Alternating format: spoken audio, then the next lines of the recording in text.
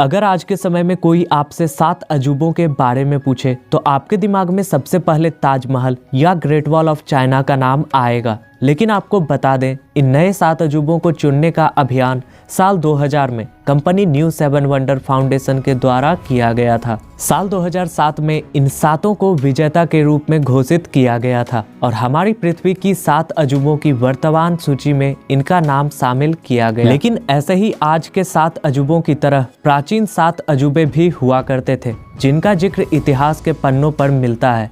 ये 7 अजूबे किसी प्रलय, आपदा या युद्ध के कारण नष्ट हो गए। इनमें से कुछ अजूबों की खोज इतिहासकारों ने की है और उन्हें इन पुराने अजूबों के कुछ अवशेष भी मिले हैं। और कुछ अजूबे तो ऐसे भी हैं जिनके अस्तित्व पर ही सवाल उठाए जाते हैं। उन प्राचीन काल के अजूबों में से एक अजूबा ऐसा भी है जो आज भी मौजूद है। तो चलिए इतिहास के इस सफर में जानते हैं प्राचीन काल के इन 7 अजूबों के बारे में। The Colossus of roads.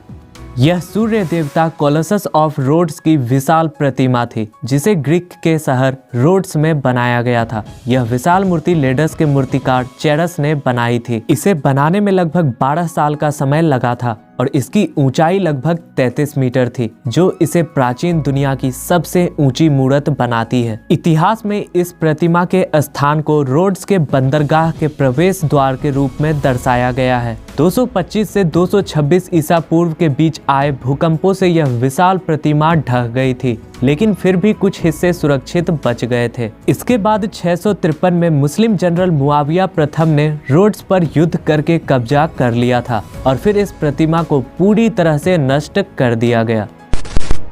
The light house of Alexandria, जिसे हिंद में सिकंदरिया का प्रकाश स्तंभ भी कहा जाता है, माना जाता है कि ये दुनिया का सबसे पहला लाइट हाउस था जो प्राचीन मानवता की एक तकनीकी विजय थी। इस प्राचीन लाइट हाउस का कार्य लगभग 280 ईसा पूर्व के दौरान समाप्त हुआ था।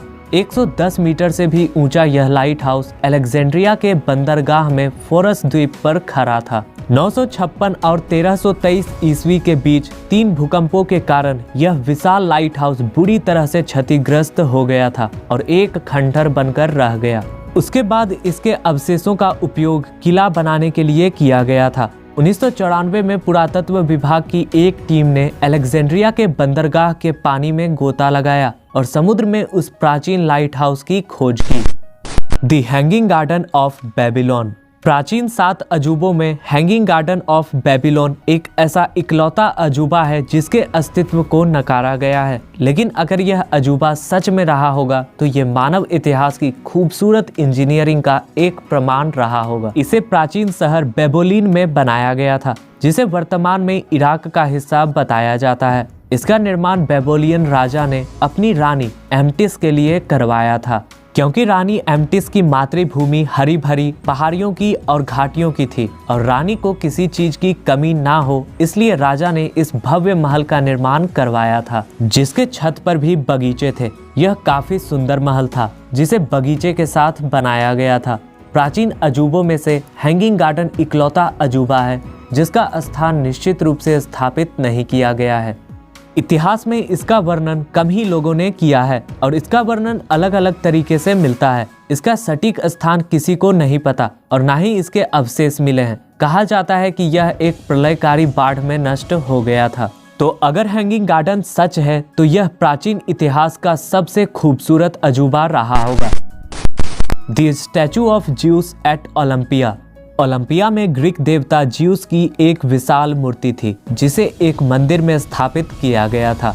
इस मूर्ति को बैठी हुई अवस्था में दिखाया गया था, जिसकी ऊंचाई लगभग 40 फीट के आसपास थी। ज्यूस को प्राचीन ग्रीस में आकाश और बिजली का देवता कहा जाता है, जिसे माउंट ओलंपस के देवताओं के राजा के रूप में देखा जाता है। इस मूर्ति का निर्माण ग्रीक मूर्तिकार फिडियस द्वारा 400 ईसा पूर्व के आसपास किया गया था। इस मूर्ति को सोने से बनाया गया था और इसके निर्माण में हाथी के दांतों के साथ कीमती पत्थरों का प्रयोग भी किया गया था। इसके नष्ट होने के सबूत किसी के पास भी नहीं है, लेकिन कुछ जानकारों के अनुसार 5वीं शताब्दी के दौरान ये मूर्ति खो गई थी।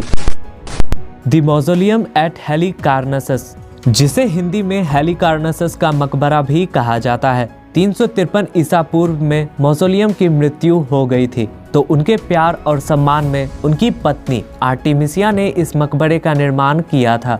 इसे हेलिकार्नसस, जो वर्तमान में तुर्की का हिस्सा है, वहां इसका निर्माण किया गया था। इसे इतना भव्य बनाया गया था कि यह लोगों के लिए एक मिसाल था। इसकी ऊंचाई लगभग 148 फीट बताई जाती है। यह मकबरा सौंदर्य विजय माना जाता था। 12वीं से 15वीं शताब्दी तक लगातार भूकंपों की मार झेलते झेलते यह भव्य मकबरा नष्ट हो गया, लेकिन आज भी इसके अवशेष म्यूजियम में रखे हुए हैं।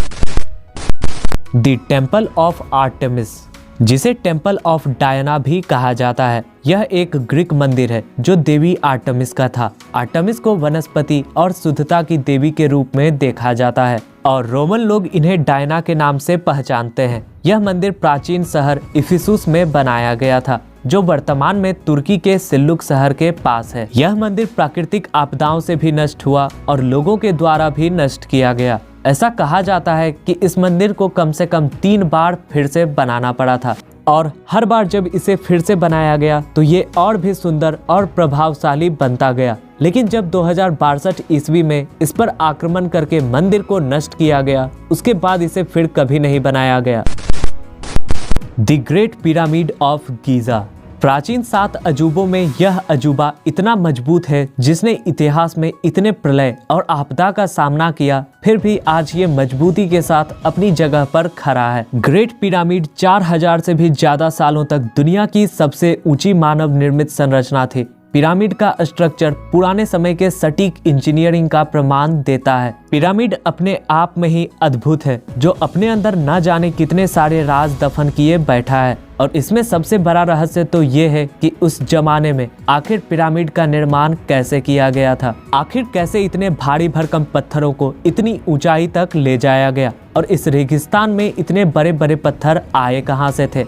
अगर आप जानना चाहते हैं कि कैसे पिरामिड का निर्माण हुआ, तो इस पर भी हमने एक वीडियो बना रखी है, जिसकी लिंक आपको डिस्क्रिप्शन बॉक्स में मिल जाएगी, तो उसे जरूर देखें। उम्मीद है कि आप इस वीडियो को ज्यादा से ज्यादा लाइक करेंगे और ऐसे ही मिस्टीरियस वीडियोस के लिए चैनल को भी सब्सक्राइब करेंगे। तो फिर मिलते हैं किसी नए वीडियो में।